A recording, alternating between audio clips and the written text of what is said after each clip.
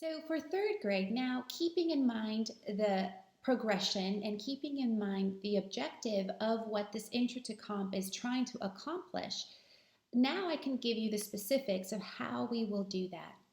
So at the beginning of the year, the way that the students will start will be by constructing KWOs, keyword outlines. They need to have the skill to be able to continue. And so we will spend quite a bit of time teaching how to create a KWO, keyword outline. So they will begin by reading a passage. From this passage, a fairly short passage, they will be asked to read every sentence. So they will read the first sentence and they will take out three key words. Now, the key words need to be the main idea of that sentence. So they will choose three key words and they will write that out in their first line of the outline. Now, they are able to use symbols, they are able to use abbreviations, and they're able to use numbers. If they do use those things, those don't count towards the three keyword outlines. So they could use three words and they could use a symbol and a abbreviation, or two symbols and three words, and they can play it up a bit so that they can remember what that sentence was about. But that is essentially what they're learning to do at the very beginning of the year. They are learning how to identify the key words, the main idea of that sentence, and creating that outline. So as you have already noticed, that is what they spend a lot of the time at the beginning of the year. Being able to read a passage, every sentence will be deconstructed into an outline, and they will construct that keyword outline by taking three key words from each sentence, and they could use abbreviations, numbers, symbols, and will not count towards those three words. Now, if they are spending too much time on symbols, that is also a no-no. So we say in class that they have to be able to draw a symbol within 3 seconds. If they can't draw something in 3 seconds, then that symbol does not work, because the symbol is just like a reminder of what that sentence was talking about. So as they construct the KWO, the keyword outline, when they are finished, the objective is for them to use that KWO, and then for them to use those keywords, and for them to retell the story. So if the passage was about the stinking giant or the flower, I'm trying to remember the passages that we go through in third grade, belling the cat, any sort of passage that they read, we don't want them to go and get more information from the passage to retell the story. We want them to look at their KWO, the outline they created, and for them to be able to retell the story using that outline, using all those key words to be able to construct their own story using their own words. Okay, so that is what we spend a lot of time doing in class. At the beginning, they're doing it orally. Teacher is writing down their thoughts, and then they retell the story orally to the teacher or to their classmates. We're spending a lot of time building up on that skill. Then they will begin to write out their outline in their composition book, and so they get into that habit of knowing that from each sentence of that passage, they have to come up with those key words. And once they are finished, they are able, or they should be able, to retell the story using only the KWO. Now, once they are comfortable and we see that we can move on to the next step, they will take that outline and they will begin writing sentences. Okay, so remember the purpose, right, of what we're trying, our intent is, what our focus and our objective is. So now that they have that keyword outline, now that they know what the story is about, they have taken those main ideas, now it's time for them to retell the story on paper. Okay, so what they will do is every line on their outline, they will make a sentence. So at the first line, they had those key words. They're going to take those key words and create a sentence to start writing their story. They're going to write it in their own words, and this is where they will be introduced to words that they should not use. So words that we tend to use often, but they're not quality words, okay? So they will be introduced to those words, and for your reference, those words can be found in the progression book. If you go all the way to the back in the appendix, there is a list of words to avoid, and on it as well, there is a list of words to use. So strong verbs, descriptive adjectives, and there's also some ly words. So all of those words they're given to you so that the student, if they can think of a better way to say jump, they can go to the back of their progression book and look for descriptive adjectives to use in place of words to avoid. So this is where we begin teaching them that there are better ways to say things. There are better ways to write things. So we like to spice it up. We like to dress it up. We want to make it look nicer. We want to make it sound better. And this is where they begin to think how to articulate certain words better. And they're never too young to do that. So in third grade, they have their own words that they'd like to use instead. And if they get stuck, that's why those lists are there for you to use. So they will be introduced to dress-ups, words to avoid, and words to use instead. Strong verbs, descriptive adjectives, ly words, and as we continue through the year, they will also be introduced to other type of dress-ups, to alliteration, to hyperboles, to what clauses, which clauses, and they will be taught how to use them in their story. So that covers that part of it, so that when they rewrite it, they're writing it with intention. They are thinking about how to get their thoughts across in a better way.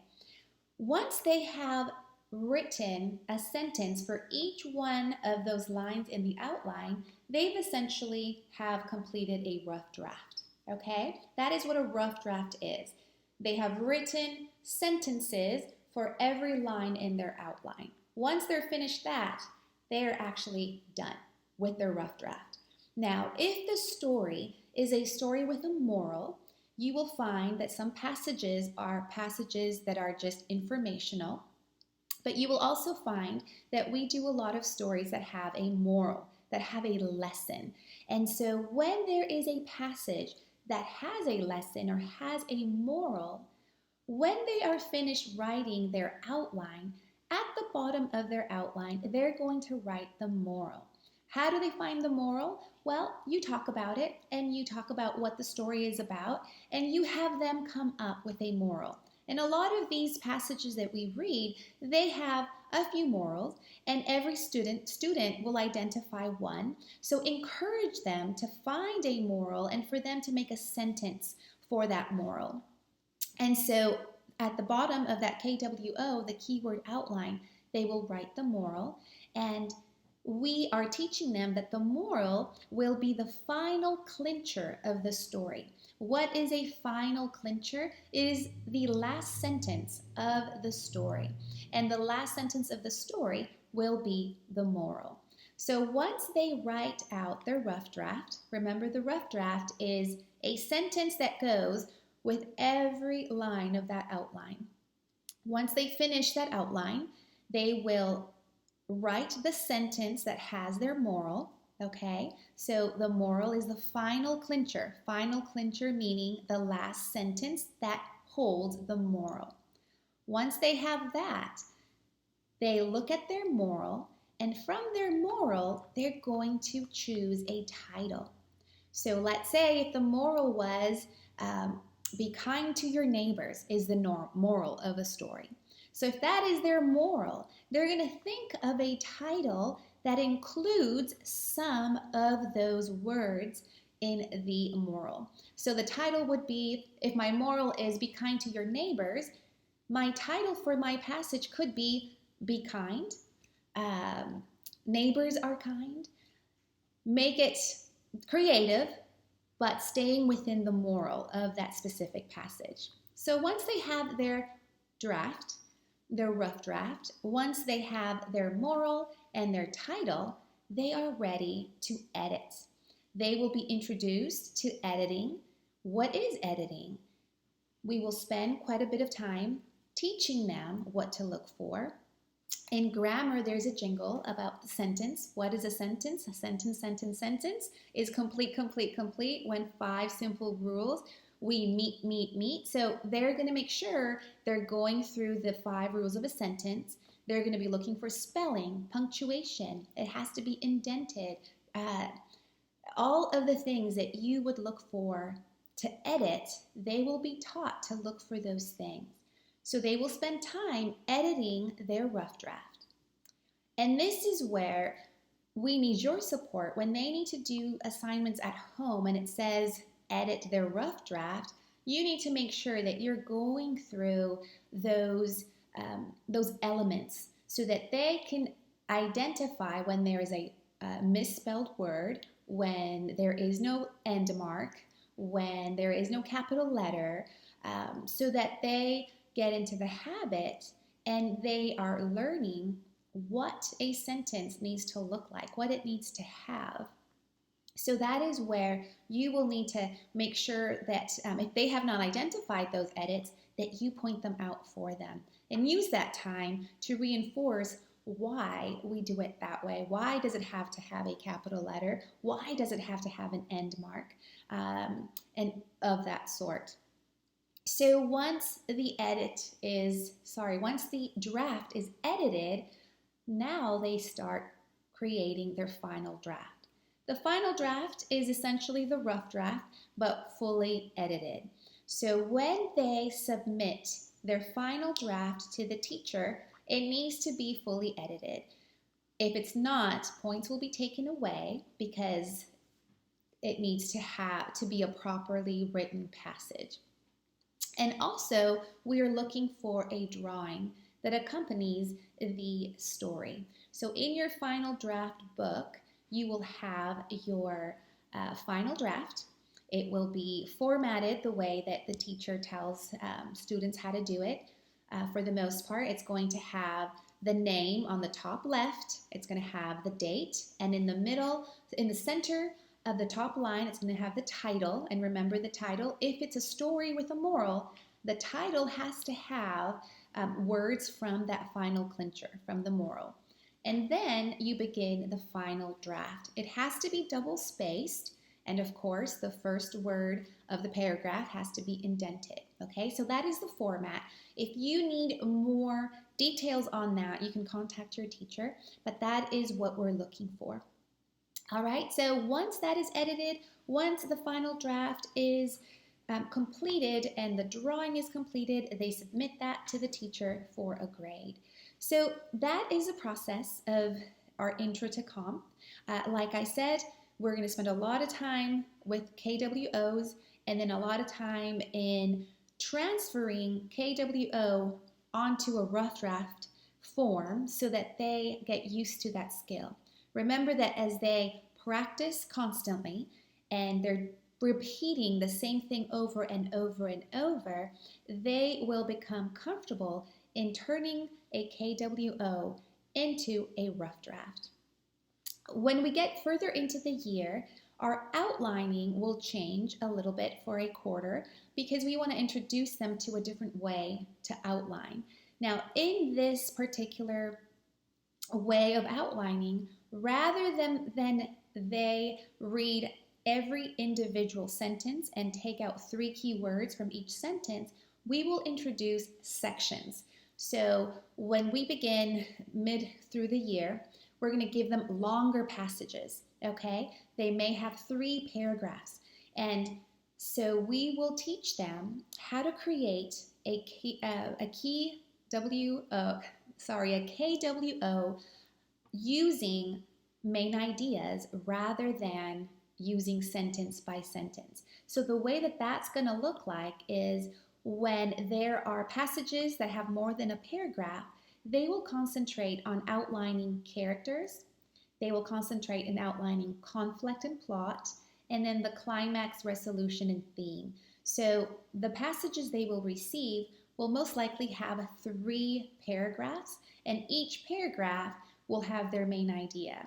And the way that they will be constructed are the first paragraph will talk about the characters and settings.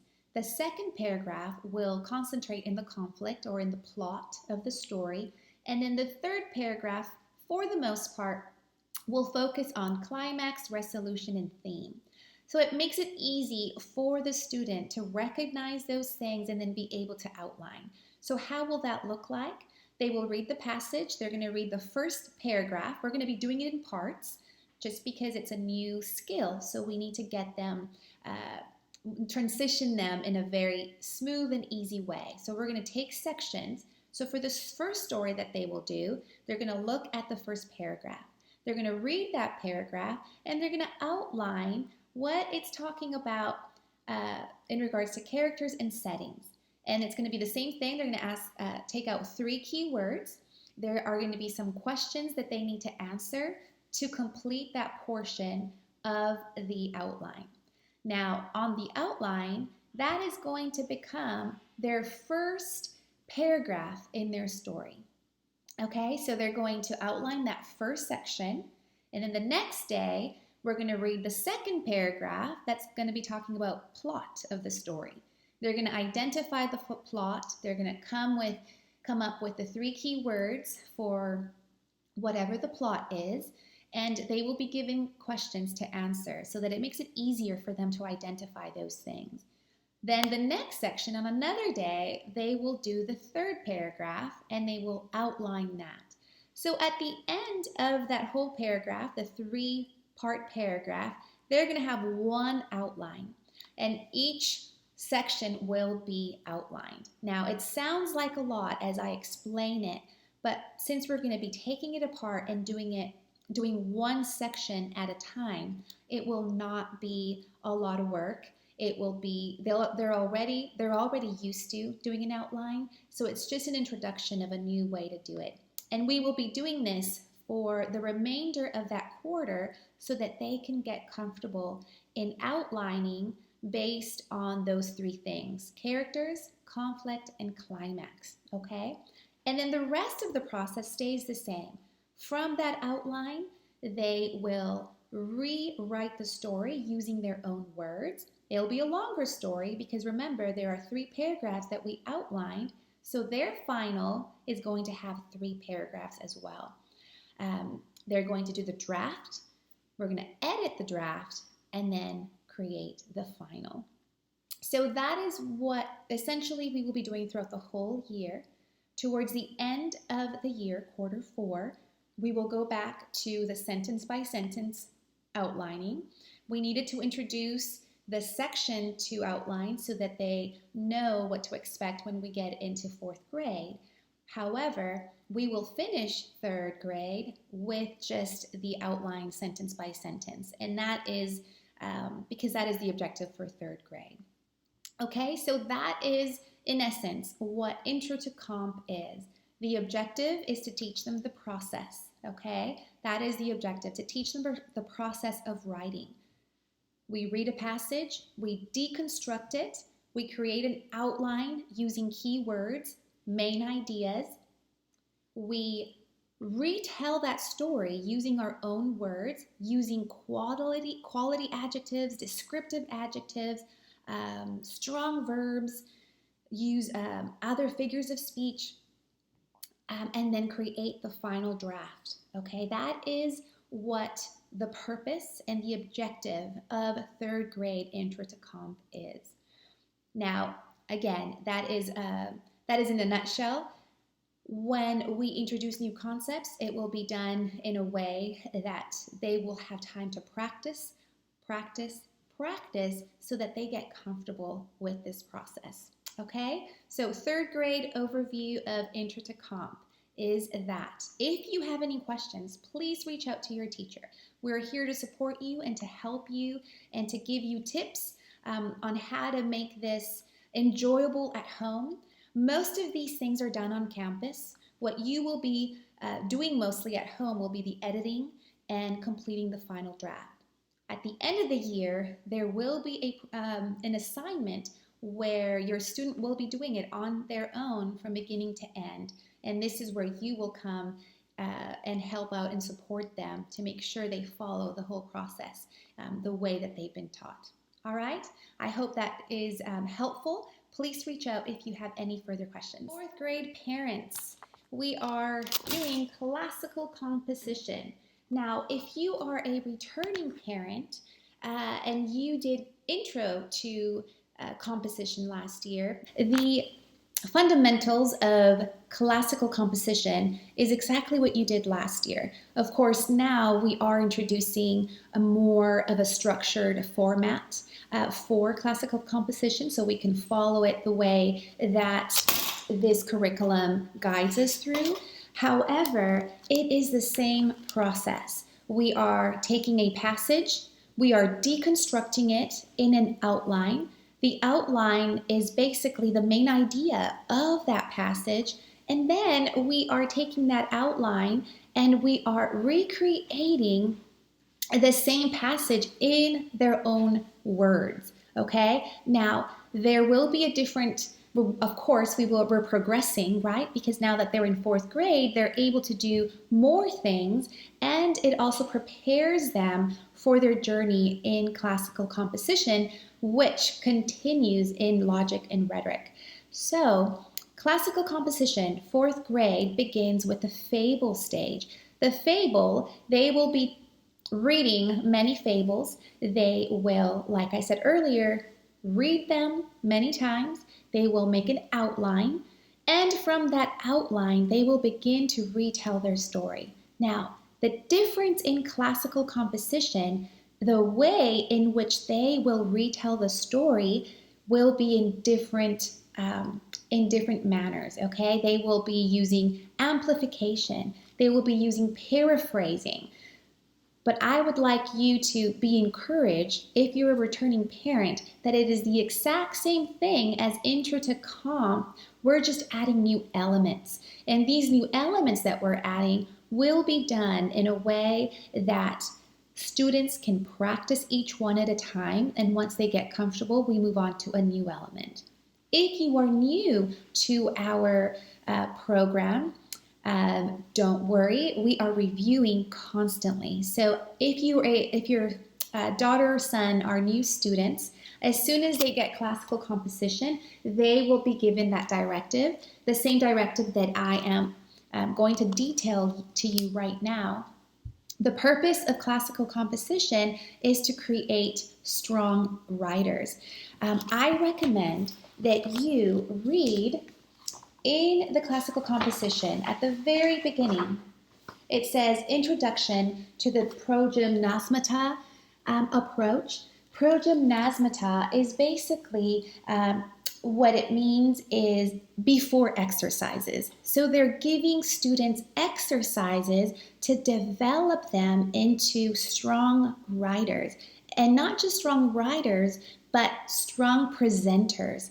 Because if you can articulate things that you want to say and you are able to also write those thoughts down on paper, that is the focus, to create these strong writers and strong presenters. And it begins right now in fourth grade and it continues forward. I highly recommend that you read the introduction. If you don't have the teacher's manual, that's okay. You can do it without. I'm holding on to the student guide classical composition. If you go and you read the first couple of pages, it gives you a very, very thorough explanation of why we do classical composition this way, what it is that gives that quality to this curriculum, and it explains how we're going to go about in doing so. So if you did not go over the video that talks about Intro to Comp and how we begin our writing program in third and progresses into fourth, I explain what the objective is, and the objective is just getting them comfortable with that process of writing. Reading the passage, imitating a passage, that's basically what we're doing. We are taking a passage, we are creating an outline, which includes all the main ideas of that passage, which is deconstructing, constructing an outline with the purpose of retelling that same story in our own words. Now, with classical composition, what we're adding to that is plot components, okay? So they will be able to identify when they read a story what plot components are. And it is very good at detailing what each one of those are, and it takes you into a step-by-step process of what to look for. And if you have troubles understanding plot components, it also tells you right here on page 5, and it says plot components, and it describes what they're looking for when they are asked to identify the suffering of the story, the recognition of the story, the reversal. Okay, so of course, with classical composition in fourth, we're going deeper. Even though we have that good basis of what our objective is and we have that good foundation, and whether to progress in our writing, we need to introduce new elements and we need to go a little bit more in depth. So classical composition in fourth, you will be introduced to plot components, figures of description, and those figures of description are really long words that are difficult to pronounce, but essentially what they are just your let's say your descriptive adjectives that we looked in third grade. But they're fancier, right? They're a little bit more complex.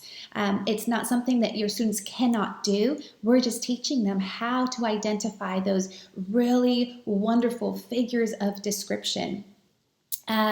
So once they have that outline, they're going to spend time just doing outlines.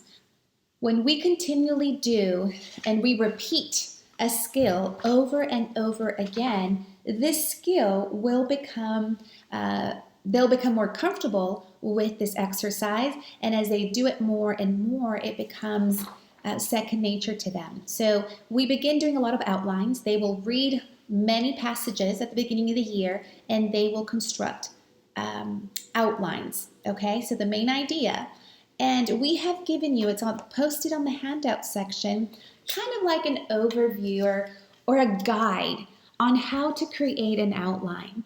So this right here, you can find in the handout section in ClassReach, and it gives you like an idea of how your outline should look like. So for the first part here, you're going to concentrate on character. You're going to read the passage and you're going to identify the character. You're going to identify the setting, and then you're going to add in details regarding the characters and the setting. And then on the second portion of your outline, you're going to talk about what's happening in the middle of the story. What is taking place? What is being said? Okay? And then you go on to, if there's continual dialogue, some stories are longer than others. If it's a short story, you might only have character, setting, middle, and then end. This particular fable here, it's just showing you that there may be more to the middle of the story. So you might have more description in that outline. Okay, so this is kind of like a guide. I recommend you use this outline. If you have the teacher's manual, that is also a good, a very great help and a source for you to follow. Sometimes it gets a little, it's very in-depth, and parents want to do it the exact same way as it is in the teacher manual, but I just want to point out to you that we're trying to make it easy for the students to understand and for the parents to understand. So we have taken this here, try to explain it to you in the way that the student can create the outline on their own. Go ahead and use that teacher manual if you do have one. And if you follow it, it's basically doing the exact same thing. It's just using fancier words and it's a little bit more in depth, which sometimes could lead to confusion or not being able to understand. So I recommend you use this guide. Again, it's following the exact same thing as what the teacher manual is suggesting. We've just simplified it, okay? So the simplified version sometimes is very helpful. So I recommend you use that. So once this outline is completed, they will begin to paraphrase. Now, in third grade, they just go right into writing their rough draft. From every line of their outline, they write a sentence in their own words, they create their rough draft, and they're done. In fourth grade, because there is that progression and because they're able to do it, they will be introduced to different ways to paraphrase, different ways to retell that story. And that is what we will spend time on throughout the whole year. Once they have done their outline, they will be asked to do variations. And variations is basically taking a way to say something and saying it in a better way. Okay, so they will be doing variations. Then they will be asked to paraphrase. Now, in the paraphrase section, we will spend time on there's 4 ways that they're going to paraphrase. They're going to use a paraphrase that's called amplifying. So amplifying meaning they're going to use very descriptive language, okay? They're going to think of ways to be very descriptive to certain parts of the story. So they're going to amplify the story using their own words taken from the outline. They're going to also do condensing. That's another form of paraphrase. They're going to condense the story and be able to retell it that way without changing the essence of the story, but being able to paraphrase it by reducing it and using their own words. They will also be working on the perspective of the narrator. If the story is a narrator or if it's on first person or second person, the perspective of changing the perspective will allow students to change the way the story is told without changing the essence of the story, but just changing the perspective, okay? And then the fourth way for them to paraphrase will be inverting the sequence of events. Now, all of these things will not be taught in one lesson.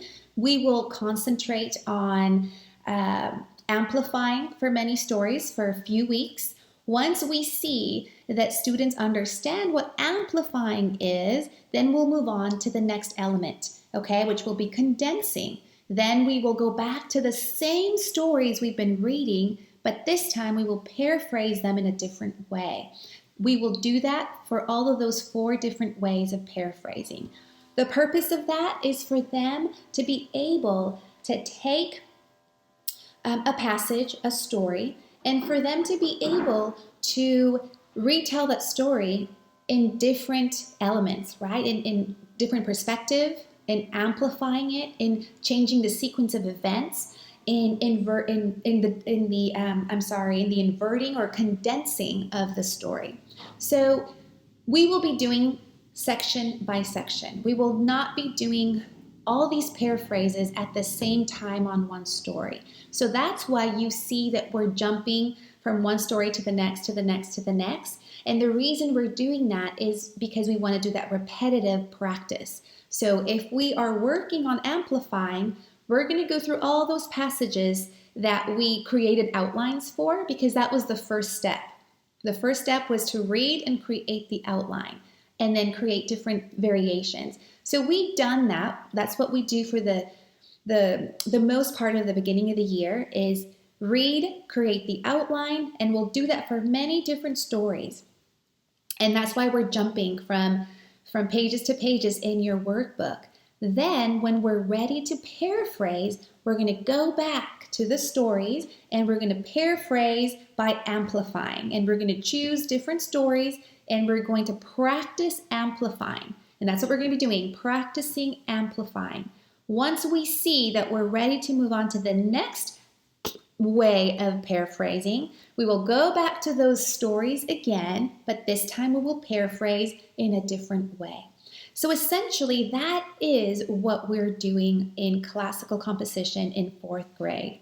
We are reading the passage, deconstructing it so that we can make an outline, and the outline needs to be a very quick way for students to jot down the main ideas of the story.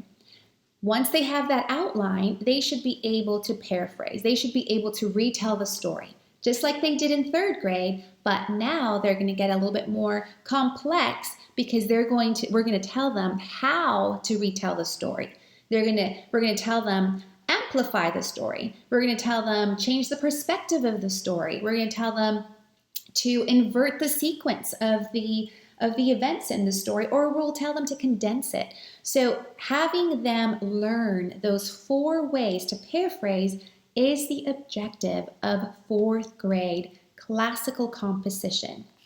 And while we teach them to do that, we're also teaching them and reminding them to use strong verbs, descriptive adjectives, and that's why we spend quite a bit of time in those figures of speech.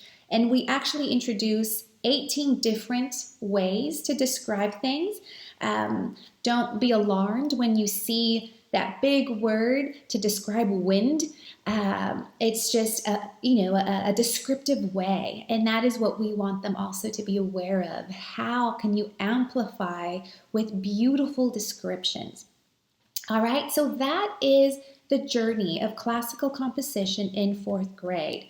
Once again, I recommend that you read Introduction to the Progymnasmata at the beginning of that workbook, and go ahead and continue doing reading Introduction to Fable.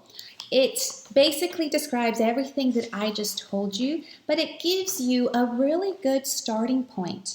It is a wonderful way to teach our students how to become great writers. They have to first understand the fundamentals. They have to understand how to paraphrase things in different ways so that when they are ready to write their own work, they have that foundation.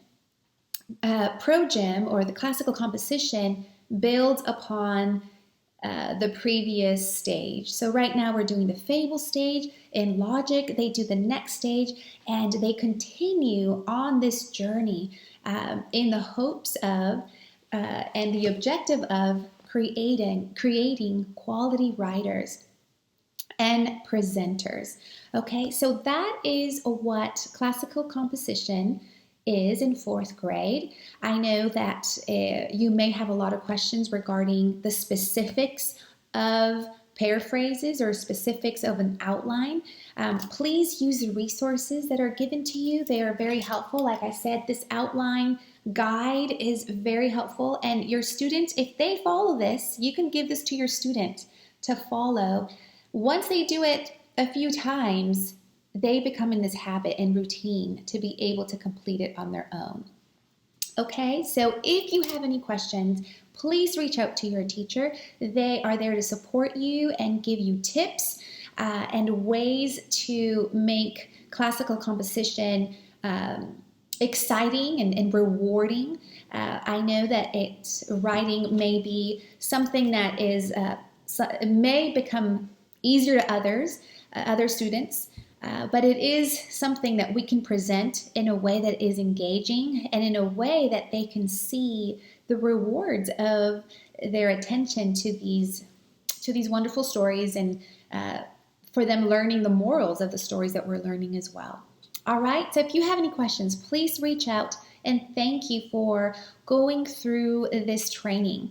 Again, if you did not go through the third grade writing Introduction to Composition with your student, please don't worry, it's okay. You are set up for success in fourth grade as well. I recommend you watch the video that third grade students do. That way you're just familiar with terminology and what we did do in third grade.